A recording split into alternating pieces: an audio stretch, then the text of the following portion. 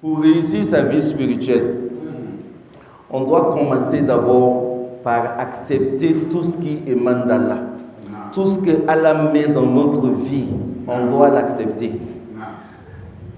Allah n'opprime personne. Allah n'est pas injuste. Et Allah, dans sa sagesse, lorsque Allah te met dans un état, en réalité, c'est cet état-là qui te va. Mais lorsque tu refuses le décret divin, tu souffres, mais tu ne peux rien changer dans le destin. Et un jour, il y a un disciple qui a dit à Sayyidina Moussa alayhi salam, il dit à Allah que certainement, quelqu'un m'a demandé de te dire, de lui accorder ta miséricorde. Allah dit à Sayyidina Moussa alayhi salam, quand tu vas te retourner, tu verras que j'ai accordé ma miséricorde à ce dernier. Sayyidina Moussa se retourne, il va se retrouver à la même place, il trouve un bras de celui qui avait demandé la bénédiction, il trouve un bras de la personne là-bas. Il avance un peu, il voit un lion en train de dévorer la personne. Sayyidina Moussa n'a pas pu supporter, il s'est retourné. Il dit, Allah, est-ce que c'est moi peut-être que je n'ai pas pu faire la commission, ou c'est toi tu n'as pas compris? Parce qu'il demande ta miséricorde. Et Allah subhanahu wa ta'ala dit à Moussa, c'est ma miséricorde que je viens de lui accorder. Il voulait la richesse, il voulait la longévité, il voulait la gloire. Mais si je lui accordais toutes ces grâces-là, ça allait l'éloigner de la foi, de ma proximité, et il allait se retrouver en enfer. Donc par amour pour lui, j'ai écourté sa vie pour lui accorder cette miséricorde-là. C'est pourquoi le prophète Mohammed dit que le jour de la résurrection, quelqu'un sera sur le chemin de l'enfer.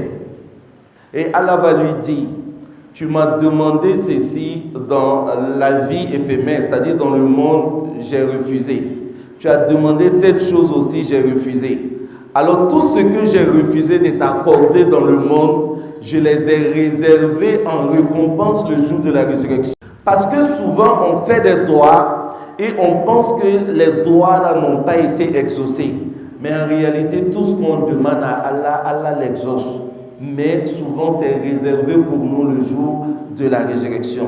Donc accepter que tout ce qui émane d'Allah est bon pour nous, c'est une dimension spirituelle qui nous permet de réussir notre vie spirituelle. Et deuxième élément, c'est d'aimer Allah subhanahu wa ta'ala. Partager cet amour-là. Et Allah dit, comme on venait de le dire dans la discours aussi, Ana laka muhib, fabihaqqi alayka an takuna li muhibba. Je te demande de m'aimer autant que je t'aime. Alors quand on a l'amour d'Allah dans le cœur, tout ce qui vient d'Allah, on l'accepte naturellement et facilement.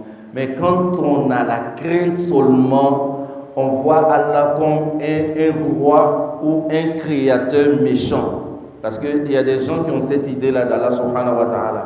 On pense qu'Allah est méchant. Allah est sévère, il ne laisse rien passer. Pourtant, sa miséricorde est si immense que souvent on se pose la question s'il y aura une seule personne en enfer le jour de la résurrection.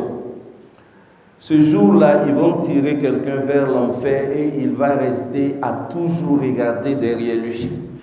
Et Allah va lui demander, mais pourquoi est-ce que tu regardes derrière toi? Tu ne dois pas aller en enfer? Il dit oui. Tu ne mérites pas l'enfer? Il dit oui. Je sais que je dois aller en enfer, mais je n'ai jamais pensé que toi, tu pouvais me mettre en enfer. C'est-à-dire, on a cette certitude-là quand on pense à la miséricorde d'Allah, quand on pense à toutes ces salades qu'on a fait, on se dit que le jour de la résurrection, ça va très bien se passer. Alors, cette certitude en Allah, Allah aime ça. Mais quand on pense qu'il est sévère, alors il va nous montrer aussi son côté sévère le jour de la résurrection, qu'Allah nous l'épargne. Et dernier élément, c'est la sunna du prophète Mohammed que nous suivons. Mais cette sunna-là ne se limite pas à la prière, au zikr. Mais la vie du prophète aussi, il y a une voie à suivre. Tout ce que le prophète a subi comme épreuve, nous ne pouvons pas subir la même chose, mais Allah nous éprouve aussi avec quelques éléments. Et le prophète nous dit, lorsqu'on est proche d'Allah, c'est en ce moment qu'on est éprouvé aussi. Ashadun nasi bala'an al-anbiya wa rusul. Les gens les plus éprouvés sont les prophètes et les messagers. Et ensuite, les hommes de Dieu, ils sont plus éprouvés parce qu'ils arrivent à supporter. صلي على رسول وصليت في ثاني على خير خلقه محمد من زاح الضلال والغلط